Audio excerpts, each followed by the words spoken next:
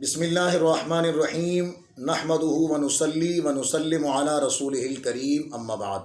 नाज़रीन मुहतरम, सिलसिला फ़र्ज़ उलूम के साथ आपकी खिदमत में हाज़िर हैं। इंशाअल्लाहुल अज़ीज़ आज नमाज के फ़राइज़ का बयान होगा। इससे पहले कि हम अपने टॉपिक की तरफ आएँ, आप हज़रात अपनी कीमती आरा से कमेंट्स बॉक्स के अंदर हमें बताएं कि आप हमारे सिलसिला फ़र्ज़ उलूम से कितना इस्तिफ़ादा कर रहे हैं, कौन कौन सी चीज़ें मज़ीद आप सीखना चाहते हैं। इससे हमारे सिलसिले का जो मोराल है दूसरों तक के सामने बढ़ेगा और दूसरों तक ये पहुँचेगा तो इंशाअल्लाह ज़्यादा से ज़्यादा बाइसे बरकत बनेगा और ज़्यादा से ज़्यादा सब तक ये मालूमात पहुँचेंगी, लोगों की नमाज़ें दुरुस्त होंगी। नाज़रीन, नमाज के 6 शराइत जबकि नमाज के फ़राइज़ की तादाद 7 है। पहला फ़र्ज़ है तकबीर तहरीमा यानी अल्लाहु अकबर कहना। जी नाज़रीन, तकबीर तहरीमा जैसा कि आपने सुना, नमाज की शराइत में भी इसको शुमार किया गया है और फ़राइज़ में भी इसका शुमार किया गया है। फ़राइज़ में शुमार करने की हिकमत यह है कि नमाज के जो दीगर फ़राइज़ हैं, क़याम करना, रुकू करना, सजदा करना, इसी तरह जो दीगर अफ़आल फ़र्ज़ हैं उनका इत्तिसाल तकबीर तहरीमा के साथ बहुत ज़्यादा है। मतलब ये है कि वो अफ़आल तभी उनका आगाज़ हो सकता है जब तकबीर तहरीमा कही जाए।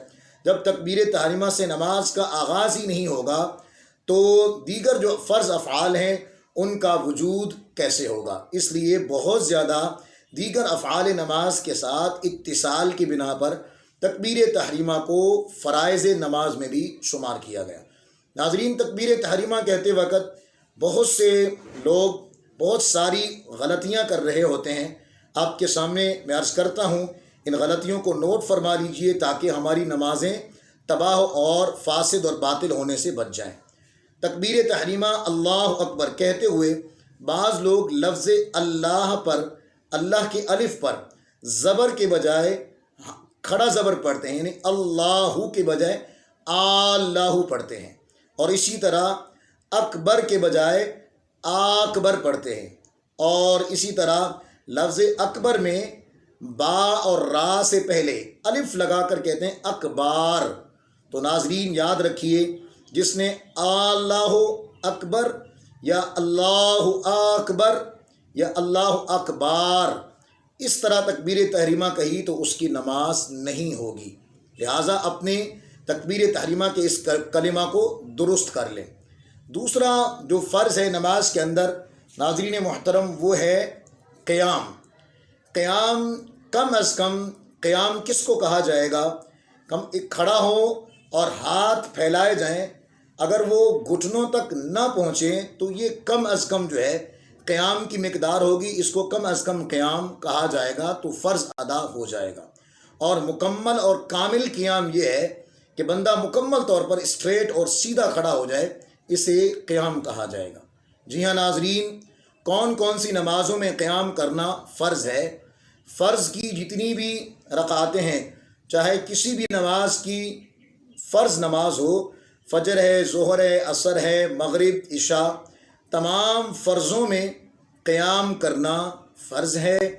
और वितर, ईदैन और इसके अलावा फ़जर की सुन्नतों का जो क़याम है वो फ़र्ज़ है। अगर कोई बंदा उज़्र शरई के बग़ैर, कोई मजबूरी नहीं है, कोई उज़्र नहीं है, वो बंदा बग़ैर किसी उज़्र के फ़र्ज़ नमाज, वितर की नमाज, फ़जर की सुन्नतें या ईद की नमाज बग़ैर उज़्र के बैठ के पढ़ता है तो उसकी नमाज नहीं होगी, क्योंकि क़याम करना फ़र्ज़ है और खड़ा होना फ़र्ज़ है इन नमाज़ों को अदा करने के लिए। चूँकि वो इनको बग़ैर उज़्र के तर्क करेगा तो उनकी नमाज नहीं होगी। जी हाँ नाज़रीन, तीसरा जो फ़र्ज़ है नमाज का वो है क़िराअत, क़िराअत करना।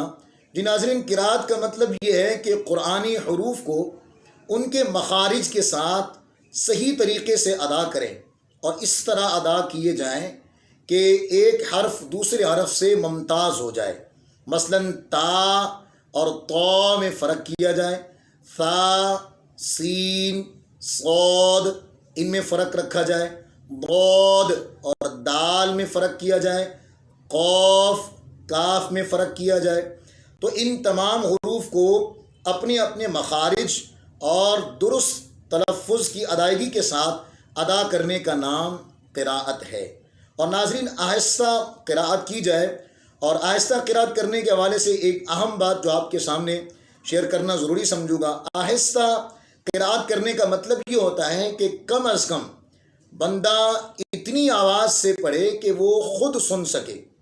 اگر اس نے قراءت اس طرح کی کہ وہ خود بھی نہیں سن سکتا، کوئی شور و غل وغیرہ بھی نہیں تھا، کوئی شور شرابہ نہیں تھا، لیکن وہ اتنا آہستہ پڑھ رہا ہے کہ آواز اس کے اپنے کانوں تک نہیں پہنچ رہی، تو یاد رکھیں ناظرین، ایسی شخص کی قراءت یا پڑھنا شمار نہیں ہوگا، قراءت نہیں کہلائے گی، وہ پڑھنا نہیں کہلائے گا۔ کم از کم اتنی آواز، اتنا آہستہ ہو کہ آواز اتنی موجود ہو کہ جسے وہ خود اپنے کانوں سے سن سکے، تب جا کے یہ قراءت اور یہ پڑھنا شمار ہوگا، یہ فرض ادا ہوگا۔ جی ہاں ناظرین، اس کے بعد چوتھا فرض ہے نماز کے اندر رکوع کرنا۔ رکوع کی کم از کم مقدار یہ ہے کہ بندہ اگر ہاتھ پھیلائے تو گھٹنوں تک پہنچ جائے، تھوڑا سا جھکا اور ہاتھ اگر گھٹنوں تک پہنچ سکتے ہیں تو یہ کم از کم رکوع میں اتنا جھکنا تو فرض ہے۔ اور کامل رکوع اسے کہتے ہیں کہ کوزۂ پشت جو ہے، انسان کا جو پشت ہے وہ بالکل اسٹریٹ اور برابر ہو، حتیٰ کہ یہاں تک آیا کہ اگر پانی کا بھرا ہوا پیالہ بھی اس پر رکھ دیا جائے، اتنا سیدھا ہو کہ وہ بھی نہ گرنے پائے، تو یہ رکوع کا کامل اور اکمل طریقہ ہے۔ جی ہاں ناظرین، سجدہ کرنا، دونوں سجدے، ہر رکعت کے دونوں سجدے کرنا فرض ہے۔ اور ناظرین، سجدہ نماز کے اندر یہ وہ عبادت ہے، یہ وہ حالت ہے جو اللہ تبارک و تعالیٰ کے قرب کا سب سے بڑا ذریعہ ہے۔ اللہ اکبر! اللہ کریم ہمیں ان حالات کو، ان فرائض کو اور ان ضروری چیزوں کو صحیح طریقے سے ادا کرنے کی توفیق عطا فرمائے۔ ناظرین، سجدے کے اندر، سجدے کی حقیقت یہ ہے کہ پیشانی کا زمین پر جم جانا، یہ سجدے کے اندر شرط ہے۔ اور حدیث پاک کے اندر آیا، اللہ کے رسول صلی اللہ علیہ وسلم نے فرمایا کہ مجھے حکم دیا گیا ہے کہ میں 7 ہڈیوں پر سجدہ کروں۔ جی ہاں ناظرین، یہ پیشانی کی ہڈی، ناک کی ہڈی ہے، 2 ہاتھ کی ہڈیاں، 2 گھٹنوں کی ہڈیاں اور 2 پاؤں کی ہڈیاں، یہ ٹوٹل 7 ہڈیاں بنتی ہیں۔ جس وقت سجدہ کریں تو سجدے میں جو دونوں پاؤں ہیں، کم از کم ایک انگلی کا، 10 انگلیوں میں سے ایک انگلی کا پیٹ زمین پر لگنا، یہ شرط ہے۔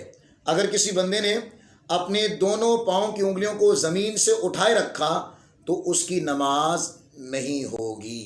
اللہ کریم ہمیں، اور یہ ایسی بات ہے کہ جس میں اکثر لوگ جو ہیں وہ مبتلا ہیں۔ ناظرین، جب تک ہم ان چیزوں کو نہیں سیکھیں گے تو ہماری نماز صحیح طریقے سے ادا نہیں ہو سکے گی۔ جی ہاں ناظرین، نماز کا 6واں فرض ہے آخری قعدہ، یعنی جب ہم نماز کی رکعات ساری پوری کر لیتے ہیں، اس کے بعد جب ہم بیٹھتے ہیں، اتحیات پڑھتے ہیں، درود پڑھتے ہیں اور آخر میں دعا پڑھتے ہیں، اسے قعدہ اخیرہ کہا جاتا ہے۔ لیکن بیٹھنا کتنی مقدار فرض ہے؟ اتنی مقدار تمام رکعتوں کو پورا کرنے کے بعد بیٹھنا فرض ہے کہ جتنی مقدار میں بندہ التحیات عبدہ و رسولہ تک پورا پڑھ لے، اتنی مقدار جو بندہ بیٹھے گا اس کو قعدہ اخیرہ کہا جائے گا، اور اتنی مقدار میں بیٹھنے والے کے فرض ادا ہو جائیں گے اور نماز ادا ہو جائے گی۔ اور آخری فرض ہے خروج بسنعہ، یعنی اپنے کسی بھی اختیاری فعل کے ساتھ، سلام کے ساتھ یا کسی بھی اختیاری فعل کے ساتھ کسی سے گفتگو کر لی، کلام کر لیا، ارادتاً کسی ایسے فعل سے کہ جو نماز کے منافی ہو، وہ اس کا اظہار کر کے نماز سے باہر آ جانا، یہ بھی فرض ہے۔ لیکن یہ بات یاد رہے، السلام علیکم کے بغیر، سلام کے بغیر نماز سے کسی اور فعل سے ارادتاً اگر کوئی بندہ باہر آتا ہے، فرض تو ادا ہو جائے گا لیکن وہ نماز واجب الاعادہ رہے گی۔ اللہ کریم ہمیں ان تمام فرائض صلات کو اچھے طریقے سے سمجھ کر اس پر عمل کی توفیق عطا فرمائے۔ آمین۔